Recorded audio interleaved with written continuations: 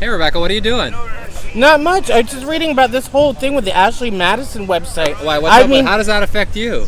But I mean, it just ruined You're my not business. married. No, but like the company of a man that's sometimes married, and used to have all these guys. So you're on that and site? I was, Wait a but minute. now nobody wants me. You're not on that site. You're hacking into it. Are you responsible for getting rid of Ashley Madison? Not You guilty. hacked all those names? You put those out in the media? What are Not you doing guilty. here with Christian Mingle? Are they Hallelujah. next? Jesus Christ.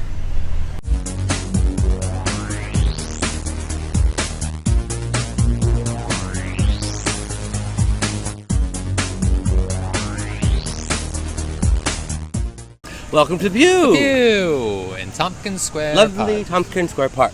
Home of the Crusties. Yes, but no crusty burgers. Home of the dwindling Crusties. I don't know if they'll ever be able to get rid of the crusties, because I was just in San Francisco, I certainly hope and not. they're never going to get rid of the crusties there. I mean, they're everywhere. I mean, but we should do it. Even how we did our toxicity yesterday.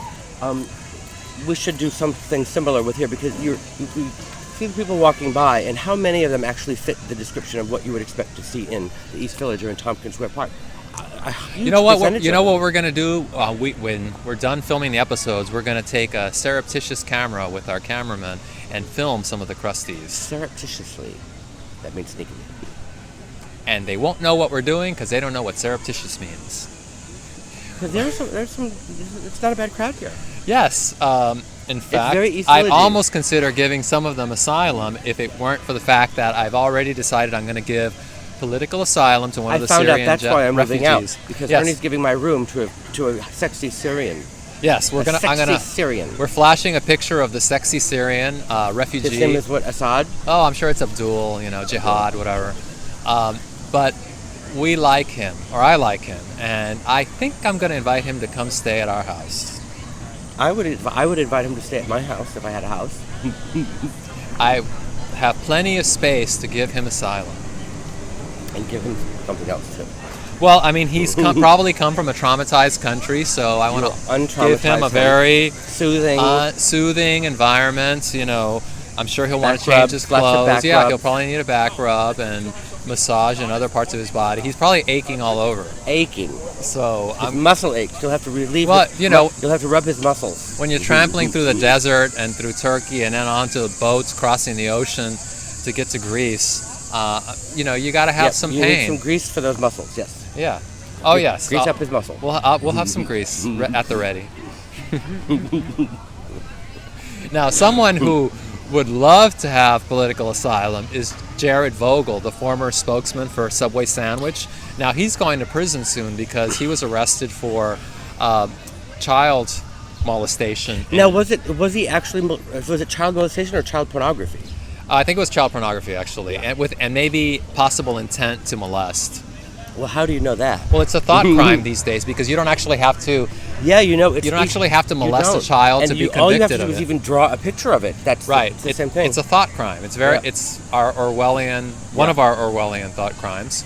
So he's going to prison, and when we were talking about it, I was thinking, well, Michael should have some prison tips for him. So here we go. Prison tips from Michael Alig. There's the first three misconceptions of prison are the rule of not dropping the soap in the shower, which is sort of insinuating that you're going to be raped or whatever. That does not happen. There's never going to be a rape in the shower. You can drop all the soap you want. In fact, the weird thing is when you get soap on a rope in prison, they cut the rope off. But not because they want you to drop the soap. They don't want you to hang yourself with the rope.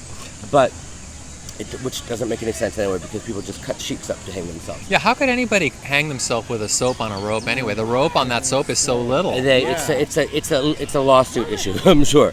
So anyway, so you can drop the soap. You're not going to get raped. Drop it. The second one, what were they again? Where are they? The second advice tip is hormones. Oh, yes. Start taking hormones. Girls, start taking your hormones now. Because if you, or even Jared, if you ever thought that you might want to be trans, Take your hormones You now. better start because now. The law says that they have to continue whatever medical procedures that you started before prison.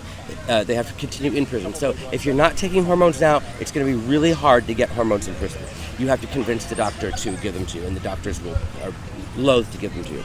So the third one. And the third one was a medium security prison. Oh yeah, get to a medium security prison because you can get Subway sandwiches at a medium security prison. You cannot get them at a maximum because the rules of what can come into package are more strict. So get to a medium. So you hear that, Jared? If you want to keep eating those delicious Subway sandwiches that got you so svelte that children wanted to have sex with you. Yeah.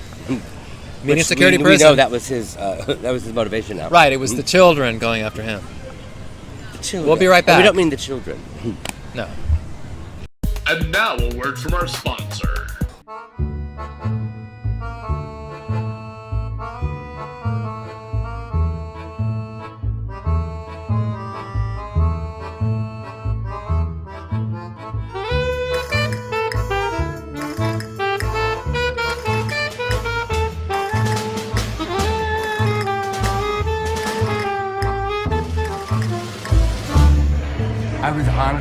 I was busy focusing on my artwork and cute guys' butts.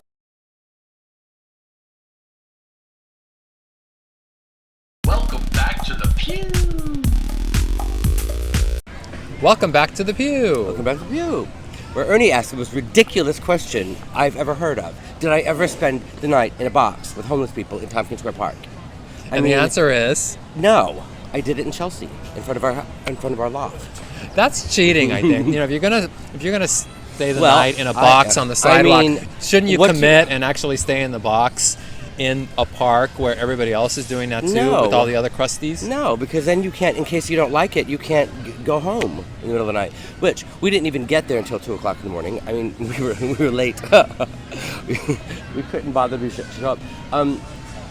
The community. I mean, you lived there. Do you remember that? No, I wasn't living there at that time. But were there ever boxes in front of or was it? Yes, because we used to live on this street, on 30th Street, which was the Furrier district, and there were a lot of businesses on the ground floor. It was the end of Chelsea and they the would beginning of the Midtown where it turned bad. And there were often a lot of boxes there from the businesses that were putting out boxes for whatever.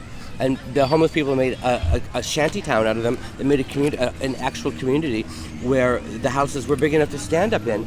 And they were so nice. Jenny and I made friends with the people who lived in them, and we would bring them money every night after the club. We were high on Rohypnol, so we would come home being very friendly, and and we would have Chinese food delivered to them. And we became friends with one of them, and we ended up paying them $200 to build us our own house.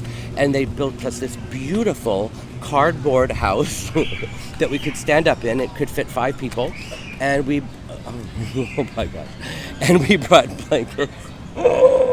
We brought blankets and teddy bears, and we wore our pajamas, and we took champagne down, and which was fine at 2:00 in the morning when the streets are empty. But at noon, when we a lot of distractions in this park. At people noon, walking by, authorities. At noon, when we woke up and tried to come out of the box, there were all these people walking by and with strollers and businessmen, and my neighbors, the community board, the people on the board saw us coming out of this box with our pajamas and teddy bears at noon and stopped talking to me. Oh, they stopped talking to you over that? Because the building had been talking about how they were up in arms. It's terrible that they're building these houses in front of the building. And I would go to these meetings and say, yes, it's awful. Something must be done about it. And then, the next week they see me crawling out of one of these boxes. All I remember about Tompkins Square Park, like in the 80s, is coming here to buy marijuana because you could easily buy drugs here. I thought the marijuana spot was Washington Square Park. No, because by the late 80s, you couldn't really do that in Washington Square Park. It was too hard. It was easier to come here and do it. So, bitches want to know. Nick Lowe, 07116 wants to know about Pew episodes. He or she has been watching several episodes of this series, and they were wondering if someone could explain why Michael has a reputation of having a magnetic and interesting personality. He comes off as annoying and rude in this series. Was he drastically different in the 1990s? Or maybe it was the drugs? I thought ruder in the 90s. Yeah, I think he was ruder and more obnoxious in the 90s than today. Yeah. Especially. I look at footage from back then, and I cringe. Yeah, watch Shampoo Horns. I mean, he's well, that's not a good, because that was scripted. So well, you were not acting in that movie. I mean, that's how you acted back then. Well, but it's not a good. Better is to watch some of Nelson footage or whatever, because that's more, cinema verite or whatever. All right, we'll see you next time. Bye.